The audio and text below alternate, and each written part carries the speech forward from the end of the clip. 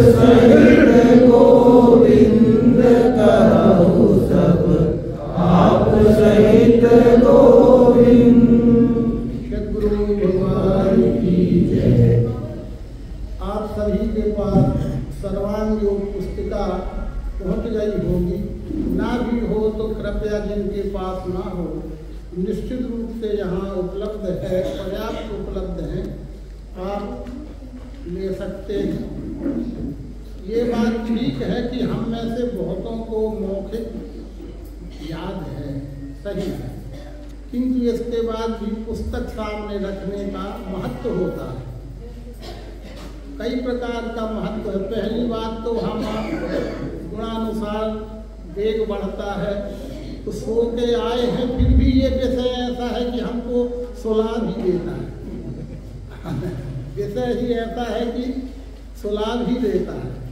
तो पहला स्थूल लाभ तो ये है कि जब किताब रहेगी और पढ़ने के का कार्य रहेगा तो अपने आप आभास भी किनारा करता है। तो पहला लाभ तो पुस्तक सामने रखने का, नींद न आना, आदि न आना ही हो जाता है। फिर उसमें इतनी बारीकियां हैं कि बड़ा गहन विषय है। एक एक शब्द का अपनी जगह विशेष लक्ष्य है, विशेष ही है वो। इसलिए निवेदन है कि पुस्तक जरूर रखें। अब उतना समय हमारे आपके पास नहीं रहता है, पर यदि अलग अलग पढ़वाया जाए तो हमें याद है कहने वाले की हमारी ही स्थिति कुछ और हो जाती है। जब भी मैंने कहा था एक छोटा परिचय, ऊपर की एक लाइन तो बोल ली है, आखिरी का मुझे ही आ गया कि आखिरी वाली जो है सुचिस्मृति संत कहे सतमानो बोल ही माया, मुझे ही विस्मरण टाइप हो गए जो आखिरी में कहे, पहले हो गया आखिरी में, बीच की दो चार अंधान चली। ये प्राकृतिक है, स्वाभाविक है, किसी का उसमें गुण दोष जैसी बात नहीं है। इसलिए सात सुचिंतित पुन पुनि देखी कहा गया होगा। सात सुचिंतित पुन पुनि देखी, इस तरह से वो बार बार देखने से, बार बार मनन अभ्यास करने से हमारी स्थिति और अचल स्थिति बनती है। अतः निवेदन है कि पुस्तक पर्याप्त है, जरूर आप अपने हाथ में रखिए। तत्काल लाभ तो होगा ही, और उसमें हमारा विवेक भी बढ़ता है और सभी प्रकार से। और शिक्षण की पद्धति के अंतर्गत भी है। एक KG 1 to UKG LKG के बच्चे हैं, उनको भी इतना बंडल क्यों लिया जाता है? कोई पुस्तक रहेगी, कुछ तो उसमें करेंगे, कुछ भी करें, गोला बनाएं, कुछ भी करें, आखिर अभ्यास तो होता है और वही अभ्यास आगे चल के सफलता को पहुंचाता है। अतः शुरू किया जा रहा है। हम सभी एक साथ मिलकर सस्वर और अनुष्टुप छंद हम आपको ये सब समझने लगे हैं। आठ अक्षरों का एक युग्म है, जोड़ा है। उसके बाद हल्का सा यति, यति यानी हल्का सा ठहराव, ठहराव यानी वैसा ठहराव नहीं, एक सांस ले लेना जिसको कहते, उसको लक्ष्य भी प्राप्त होता है। और साहित्य की रचना के अनुसार, अनुष्टुप छंद की रचना के अनुसार उच्चारण भी शुद्ध हो जाता है। और दृश्य भाव भी, और उसका जो लक्ष्य है, दृश्य लक्ष्य और भाव, ये तीन भाव हैं। तो हमें तो भाव ग्रहण करना है ना, भाव के बाद लक्ष्य, दृश्य लक्ष्य और भाव, अंत में तो भाव ही स्थिर होना है। दृश्य तो है ही, और लक्ष्य हुआ तो भाव। इस तरह जो कहा भी गया होगा सूक्त में, लोग भावो विद्यते देवा। अब भावो विद्यते देवा का क्या मतलब? कुछ भी मन का भाव बना लेने का भाव वहाँ नहीं है। पहले दृश्य होगा, तब तो लक्ष्य होगा, और लक्ष्य होगा तो भाव होगा, और भाव होगा तो श्रद्धा होगी, भाव होगा तभी श्रद्धा होगी, और श्रद्धा होगी तभी भक्ति होगी। भक्ति माने हम काया वाचा मन से होने वाला निर्मल व्यवहार, तभी निर्मल व्यवहार होगा जब भाव है, तब श्रद्धा उपजेगी। तो जब श्रद्धा होगी तो भक्ति ही होगी, और कुछ नहीं हो सकता। तो फिर अंतिम फल उसका प्रेम है। वो अंतिम फल प्रेम है। और यही प्रेम रहे स्थायी, तभी तो प्रेम स्थायी रहेगा। नहीं छोटी छोटी सी बातों में मलिन हो जाता है। प्रेम तो रहा ही है, पर वो मलिन हुआ तो फिर हमारे जैसे ब्लाइंड हो गए, वो मोतियाबिंद हो गए आँखों का। तो मलिनता ही तो आँखों का मोतियाबिंद है। तो अंतःकरण का मोतियाबिंद तो वो मलिनता ही है। तो लेंस डलवाओ, अब लेंस, अब ये लेंस ही तो है। अब लेंस डलवाए तो वो सब साफ सुथरा ज्यों का त्यों पहले जैसा सब दिखने लगा। पहले जैसा यानी मैं ही संपूर्ण विश्व हूँ, ये था पहले जैसा। अब बीच में मैं जीव भाव घुस गया, प्रवेश कर गया, तो अब मैं जीव हूँ। और जब नया लेंस डल गया तो कुछ दिन को बहुत दूर तक दिखता, मैं अनुभव ले रहा हूँ। अब मैं इसको ऐसा खोलता हूँ तो लगता है तो बहुत विचित्र सा दिखता, तो ना मालूम कहाँ तक का दिखता है। वही तो सिर्फ दृष्टि है, न जाने कहाँ तक का दिखने लगा। जाने सब स्थूल सूक्ष्म कारण पर्यंत एतद विश्वरूपम, सब स्थूल सूक्ष्म कारण पर्यंत एतद विश्वरूपम, सब होके और सब मिलके एक ही अस्तित्व है, अखंड अस्तित्व है। और वो सब विश्वरूप ही है। ये बोध हम आप तक करना कराना, यही भगवान का लक्ष्य है, यही उद्देश्य है। और इसी उद्देश्य की प्राप्ति के लिए हम सब प्रयत्नशील हैं, साधक हैं। ये हमारी कई जन्मों की पुण्याई का फल है। चलिए ठीक है, प्रारंभ करते हैं।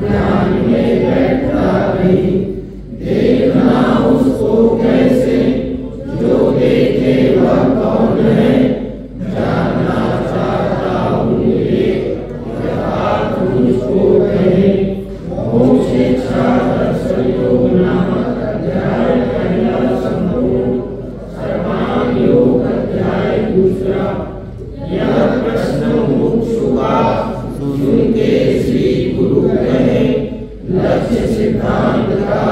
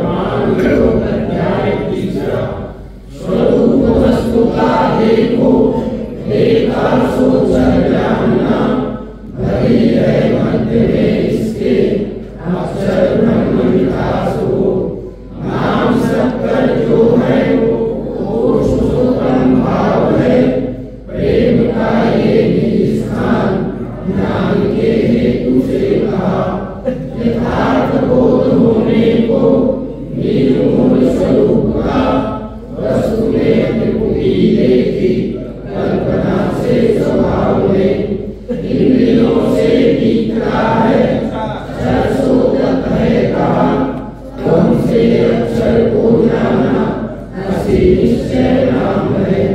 क्षर में अंग है 8, अक्षर एक रूप है।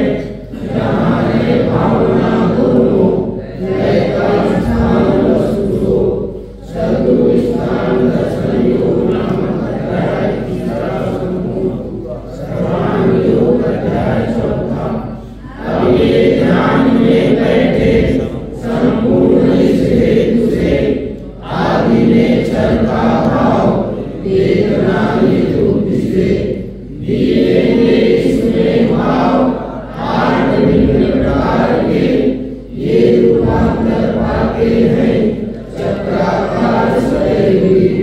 अपनी आंखों से देखो दिखता है पदार्थ, ऐसे ही विश्व में सारे रूप का दिखना बड़ा।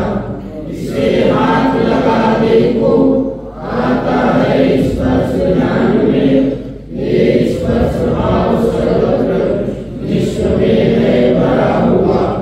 इसमें शब्द है स्थायी, कला के कांड से सुनो। वैसे ही विश्व में सारे स्थित है शब्द भाव भी। जीव से लगा देखो वस्तु में कुछ स्वाद है, ऐसे ही विश्व में भी है रस भाव भरा हुआ। नाम से सूंघ ले देखो गंध है इसमें भरा। इसीलिए रखो सारे दृश्य में गंध ही जमा। यहाँ जो 5 तत्वों का सूक्ष्म में रखा दिया, इसी में 5 का ब्यौरा पंचीकरण आ चुका। रचना शब्द की सारी 5 को बतला रही। गुण है इनके आगे, वे तीनों सूक्ष्म रूप है। 5 ज्ञान इंद्रियों से वे दिखने के नहीं कभी। जानेगा मन वे तीनों और उनके सदर को। सर्वभाव स्थित पंचीकरण अनुभव नाम अध्याय 14 संपूर्ण। सर्वांग योग अध्याय 5। जी के साथ मिला देखो वस्तु में गुण सत्व है, संपूर्ण विश्व में भी है, ऐसे ही ये भरा हुआ। जल के साथ पीने से वस्तु में गुण है रजो, यह प्रत्यक्ष दिखेगा। वैसे ही स्थित विश्व में अकेली वस्तु खाने से दिखेगा कम है भरा। इसीलिए है तीनों गुण संपूर्ण विश्व में।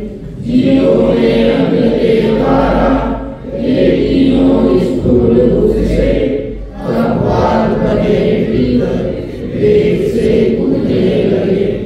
इसी से स्थूलता आई। स्वरूप बोध के लिए मन बुद्धि अहंकार बन के कार्य है करे। ऐसे ये 8 ही अंग स्थित है क्षरभाव में। इसी को साम्य अवस्था गुणों की सांगल्य कही। अखंड मंडलाकार क्षररूप भिड़ा करे, संपूर्ण विश्व की लीला इसी में हो रही सदा। यही तत्पर है कृष्ण विराट इस नाम से। सबों को दिखता है ये प्रत्यक्ष जानते नहीं। क्षर विराट दर्शन योग नामक अध्याय 5वां संपूर्ण। सर्वांग योग अध्याय 6वां। अक्षर आत्मा को जानने की सुई किए, लगाते हैं इसे लेना श्रद्धा से साक्ष्य कीजिए। संपूर्ण विश्व की लीला क्षर में जिस हो रही, उसमें जो बैठी है कि अस्मिभागी प्रिय से। वेदों के नेतिका शेष वस्तु की उपलब्धि हो, उसी का भास सर्वत्र हो रहा दृश्य मात्र में। ओ मिठास यही आत्मा है निराकार जानना, वस्तु के स्वाद में भी वो भरी है प्रिय रूप से।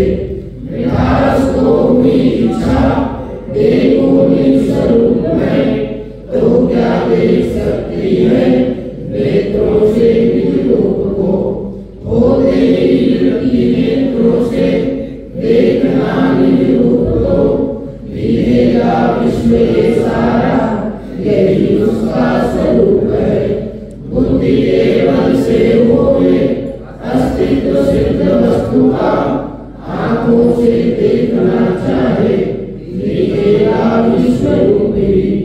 शब्द स्पर्श तथा रूप रस गंध मूत्र आठों का जो है स्थान, साम्यावस्था जिसे कहे, उसी में जो रहे स्थायी अभिन्न गर्भ रूप से।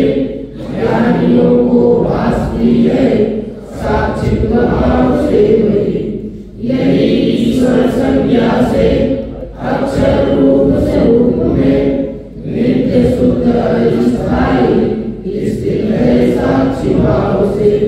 सर्वशक्ति इसी में है, ज्ञानी कार्य है यही, कर्मारंभ जगाने को संज्ञातो करे स्तुति। अक्षरानुभव नाम अध्याय छठवां संपूर्ण सर्वांग योग अध्याय सातवां। नाम है उसके आगे जान के बुद्धि यहाँ लय को प्राप्त होती है, वही सद्रूप जानना। वही है अपना रूप पुरुषोत्तम भाव से, महिमा सद्गुरु की ये निर्गुणार्थ है कही। अष्टांग साकार नहीं रूप विकास में, ये दोनों भावना छोड़ो अकेला नाम ही रहा। वही शक्कर ये नाम पुरुषोत्तम भाव है, क्षर अक्षर दोनों की नहीं है भावना वहाँ। विश्व साकार वो ही है निराकार भी वही, दोनों का धाम भी है वो, उसको सर्व है कहा। एक ही वस्तु में जानो कल्पित भाव कीजिए, निरूप लगाने को वेदों ने कल्पना की। बुद्धि में स्थित हो गए मैं ही संपूर्ण विश्व हूँ, अकम्प धारणा बैठे समाधि की अवस्था ये अखंड रहने लगे। अनंतता मिली उसको, वेदों का सार भी मिला। पुरुषोत्तम योग नामक अध्याय सातवां संपूर्ण सर्वांग योग अध्याय आठवां। पश्चात भी भक्ति का अनन्य बढ़ने लगे, अकर्म रूप से दिए विश्व में वो सदैव हुई। ये पराभक्ति है श्रेष्ठ, मुक्तों का निर्धान है, संपूर्ण वृत्तियों का है एक ही है स्थानीय। इसी में स्थित होने से रस एक हो, हुआ मधुरूपी जानो जन्म मृत्यु से। सर्वांग योग स्थायी बीज है दिव्य रसुआ, जिसे जो पाठ में लेवे चित्त से निज कर्म में। यदृच्छा से योग से होवेगा उसका सदा, अंत में फल सो पावे वेदों में श्रेष्ठ जो कहा। अध्याय 8 में श्लोक 9 और 50 में 8 80 1800 अक्षरों में रचाई से मायानंद ने अपना निरूप रखा दिया। ये जहाँ स्थिर हो जावे वही सद्गुरु स्थान है। अनन्य भक्ति योग नामक अध्याय इति भगवान श्री मायानंद चैतन्य सद्गुरु भगवान की जय। विश्व परमात्मा की जय। सनातन धर्म की जय। मातुरेवा नर्मदे। मंडलाकारं व्याप्तं येन चराचरं तत्पदं दर्शितं येन तस्मै श्रीगुरुवे नमः। ज्ञानाञ्जस्य लोकस्य ज्ञानाञ्जनशलाकया चक्षुरुन्मिलितं येन तस्मै श्रीगुरुवे नमः। चक्षुषा चैव दिव्येन योगमाविष्करोति यः विश्रुतं विश्वरूपं च तस्मै बुद्धात्मने नमः।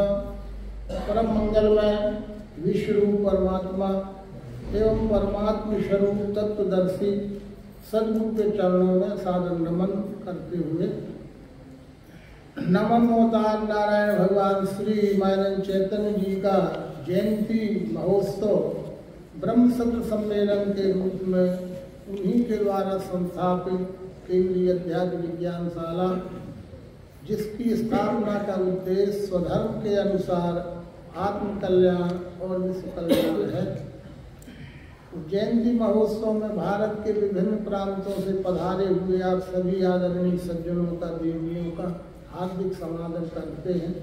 अभी हम आप सभी के माध्यम से भगवान श्री मानव चैतन्य जी द्वारा आविष्कृत वह परंपरा प्राप्त दिव्य चक्षु योग, जो आदि नारायण देवस्वान नारायण से स्वयंभू स्फुरित होकर के अवतारी महापुरुषों के माध्यम से उसकी परंपरा इस मानव जगत में संचालित रहती है। उस दिव्य चक्षु योग का उद्देश्य हमेशा सतयुग की स्थापना रहना है, पर वो रह नहीं सकता, न रह नहीं पाता है। प्रकृति के चक्र में वो सतरजतम 3 गुणों के चक्राकार गति में घूमने के कारण वो रजतम प्रधान अवस्था भी प्रकृति में आती जाती रहती है, लेकिन बीज बना रहे। इसलिए भगवान मत्स्य से लेकर भगवान श्री कृष्ण तक विस्तार तो इसी का किया गया और इसी धर्म की स्थापना की गई। किंतु रजतम विभूति का घूमना भी प्रकृति गुणों का कार्य है, वो भी दृश्य रहे, आता जाता रहा। किंतु वो दृश्य घूम के फिर वही का वही, रोज 12 बजते हैं, रोज 1 बजते हैं, नहीं बजते। घड़ी का कांटा घूमता है तो रोज वही समय रिपीट होता है ना, रोज ही तो 12 बजते हैं। अब दोपहर के, रात के, ये समझने के लिए गणना हो गई, लेकिन वो तो अखंड मंडलाकार घूम के सब जहाँ का तहाँ, ज्यों का त्यों, वही का वही होता ही है। इसी प्रकार से फिर वही का वही होने के लिए स्थायी सत्य की स्थापना के लिए ये स्थायी योग, सर्वांग योग भगवान ने उसका नाम दिया। वो एक प्रयोगात्मक पद्धति है, मात्र शब्द नहीं है। हर रचना की अपनी एक विशेषता होती है। जिस तरह से श्रीमद् भगवद गीता के अध्यायों की संगति है, 18 अध्याय हैं, पर एक दूसरे से संगति युक्त है, जैसे वस्तु एक दूसरे से रिलेटेड है। इसी प्रकार से सर्वांग योग के भी 8 अध्याय हैं, उनके नाम हैं, पर जिस अध्याय में जो विषय वस्तु है उसी का ही उसमें विशेष रूप से प्रधानता है। यदि हम सर्वांग योग की रचना के अध्यायों की संगति देखेंगे तो पहले अध्याय का नाम ही रखा गया मोक्ष इच्छा दर्शन योग। मोक्ष इच्छा दर्शन से मतलब ही हो गया कि मोक्ष की इच्छा जैसे है वही तो मुमुक्षु है। अब और व्याख्याएं गहन हैं, बहुत सब हो जाएंगे, लेकिन मोक्ष इच्छा यानी जैसे मोक्ष की इच्छा है वही तो मुमुक्षु है। अब वो फिर सात्विक से विधावान तो होगा ही। तो पहले अध्याय का नाम ही है मोक्ष इच्छा दर्शन योग नाम। मोक्ष की इच्छा प्रारंभिक अवस्था में जीव भाव में हम सोचते हैं कि मोक्ष तो चाहिए है, लेकिन इन साधनों से मिल जाए, जप तप साधन इत्यादि काल्पनिक साधनों के द्वारा जीव पहले मोक्ष का मार्ग उसी में ढूंढता है, उसी को तलाशता है, उसी को समझता है। और जब उसमें ही करके उपराम हो जाता है तब तो फिर कहीं जाता है, तत्वदर्शी सद्गुरु की शरण में जाता है। और मूल प्रश्न जो है वो सब करता है, वही सब उसमें बताए गए हैं। देखना उसको कैसे, उसको वही जो सर्वनाम शब्द है ये तो उसको देखना, उसको कैसे, उसको माने किसको, अब उसको माने किसको, अब किसको माने अपने अपने अनर्थ हो जाएंगे, बहुत से अनर्थ हो जाएंगे। किसको देखना, उसको तो किसको, और जो देखे वो कौन है। बस खड़ा हो गया वेदांत, हो गया वेदांत सूत्र। जो कौन है तो अलग अलग प्रकार की विषय वस्तु आने लगी। चलिए ठीक है, उसी का समाधान ही तो होना है, तो कैसे होगा उसी का समाधान। तो फिर दूसरे अध्याय का नाम है गुरु स्थापन योग। ठीक है, अब दूसरे उसका समाधान होगा तो कैसे होगा, गुरु स्थापन। अब गुरु स्थापन योग तो है और रखते हैं वस्तु पदार्थ। अब हमें फिर चक्कर आप में पड़ गए, चलिए गुरु की स्थापना और रख दिया, ये गुरु है क्या। अगर इसका विश्लेषण होके समझ नहीं होगा, तत्वदर्शी सद्गुरु से सामने बैठ के प्रत्यक्ष अनुभव नहीं लिया जाएगा, तो फिर हमारी विसंगति वहीं खड़ी हो जाएगी कि अच्छी ठीक बात है, गुरु स्थापन योग नाम तो दिया और रखाते हैं ये, बतलाते हैं ये।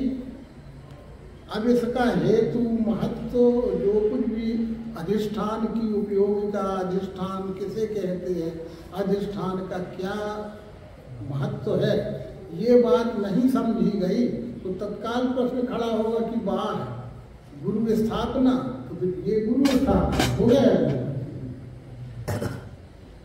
लेकिन नहीं, गुरु वास्तव में यही है। यदि यह नहीं रखा गया तो सब शब्द जाल है, शब्द जाल महारण्यम चित्त भ्रमण कारण अतः प्रत्नाद ज्ञातव्यम तत्व ज्ञाना का। ये संगति भगवान ने रखी गुरु स्थापना। ये गुरु स्थापना है। ये जो लिंग था विधिवत कर पूजा, लिंग था तो विधिवत पूजा। क्या विधिवत पूजा, वो समर्प्यामी वे विधिवत मान, वो विधिवत नहीं है, ये विधिवत पूजा आगे बताई जाएगी। विधिवत पूजा क्या है, लिंग था विधिवत कर पूजा, शिव समान प्रीत मोहिन शिवद्रोही। अब बहुत सब बातें खड़ी हो जाए।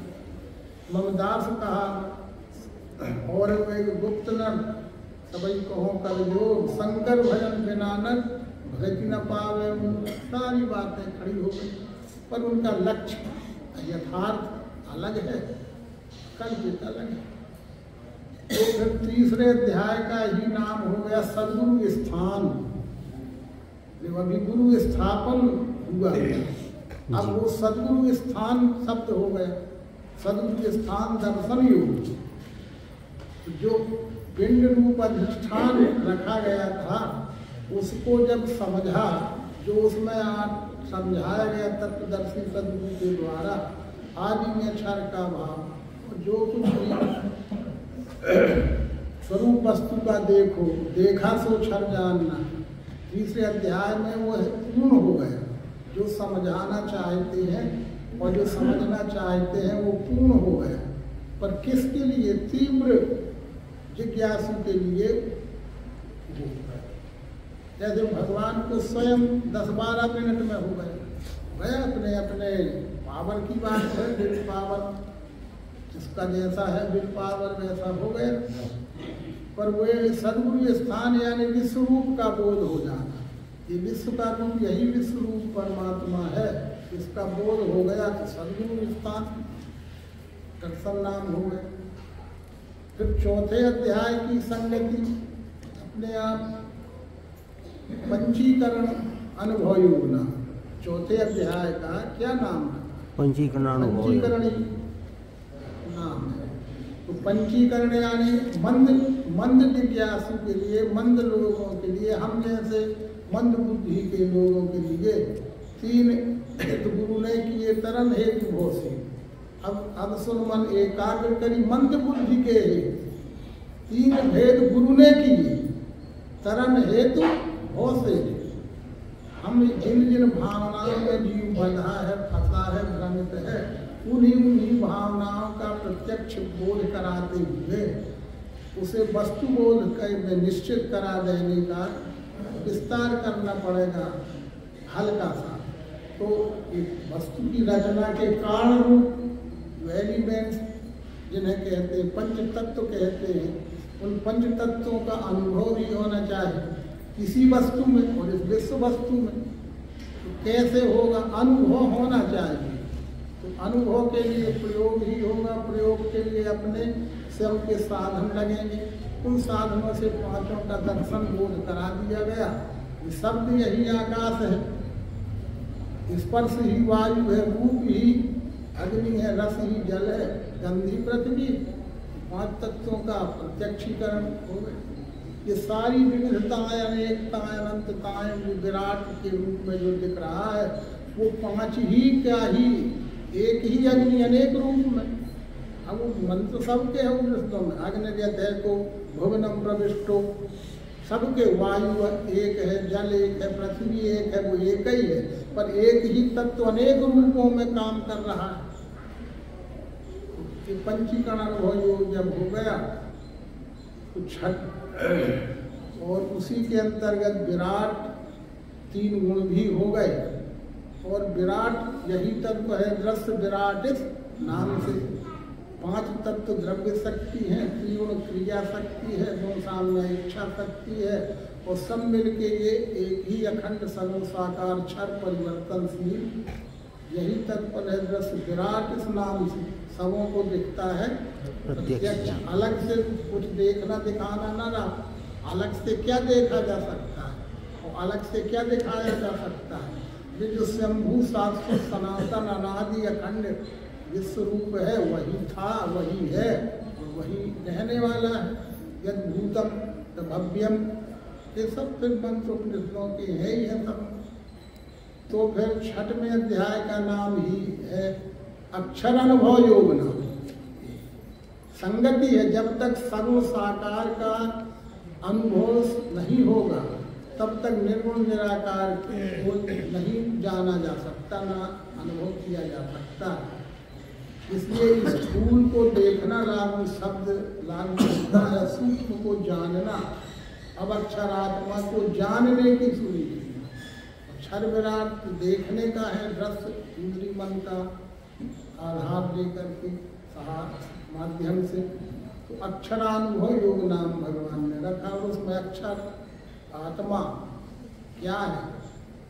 आत्मा के बारे में अनेक प्रकार के शब्द हैं, अनेक प्रकार के भावनात्मक विचार हैं अपने अपने, लेकिन भगवान ने अंतिम बात रख दी कि वो मिठास, ये मिठास, वो मिठास यही आत्मा है। बाकी सब उस विषय में भ्रमित बातें हैं, बाकी सब भ्रमित बातें हैं। वो मिठास यही आत्मा है, निराकार। इसलिए जिस दिन वो बात सटीक लिखी है कि ऐसे तो सब में समझ में आता जाता है, और जिस दिन डेड बॉडी में दिख जाए और पत्थर में दिख जाए जिसे जानो उसे आत्म अनुभव है। दिख जाए माने अब दिखने का मतलब वही आँख से तो न दिख जाएगी ना, आँख का तो ऐसा ही नहीं है ना।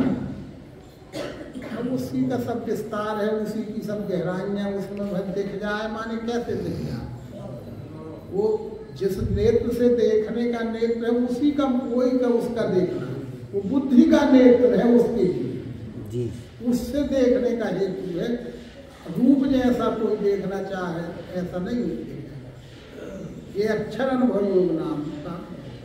तो फिर जब साकार का परफेक्ट जानना देखना हो गया, निर्गुण निराकार का परफेक्ट जानना हो गया, तब फिर वो भी साम्य अवस्था है।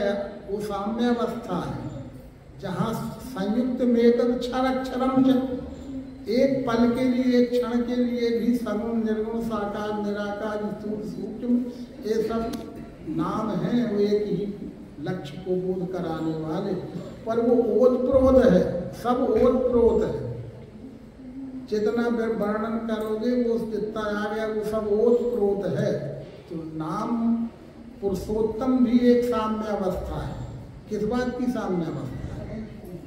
साकार निराकार की, सगुण निर्गुण की, क्षर की, ये समान अवस्था को साम्य अवस्था कहते हैं। तो क्षर भी साम्य अवस्था है, वो गुणों की साम्य अवस्था है। कौन गुणों की साम्य अवस्था?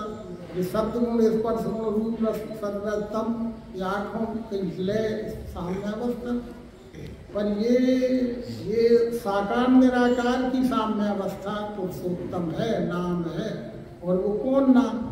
नाम है उसके आगे भगवान ने कहा, पर कौन नाम? व्यक्तिगत कोई नाम तो नहीं कहा ना।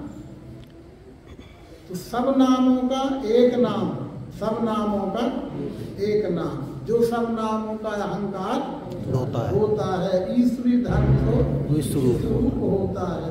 तो एक नाम विश्वरूप परमात्मा, विश्वरूप परमेश्वर ही है। जैसे पिंड रूप अधिष्ठान के एक नाम मिश्री में सब नाम, शब्द भी नाम ही है ना। स्पर्श रूप रसगंध सतरतम साकार निराकार, ये भी तो सब नाम और सब वोत्रो, पर एक नाम मिश्री, एक नाम विश्वरूप का बोध होते ही संपूर्ण वृत्तियों का एक ही स्थान। तो फिर ये पुरुषोत्तम योग ही है। 7वां अध्याय पुरुषोत्तम योग। अब होगी भक्ति, जब ऐसा देखना जानना, ज्ञातुम द्रष्टुम च तत्वेन, ये शब्द महत्वपूर्ण। वहाँ कैसे जाने, कैसे देखे, कैसे जाने, कैसे देखे, तत्वता तत्वता तत्वता। तो प्रवेशुम यानी पुरुषोत्तम भाव की, अरे वह सब मैं ही हूँ, मैं ही वह है। अरे बुद्धि में स्थित हो गई, ये सब मैं ही हूँ। मैं विश्व से अखंड अनंत और तादात्म्यता मेरी हर पल हर क्षण है।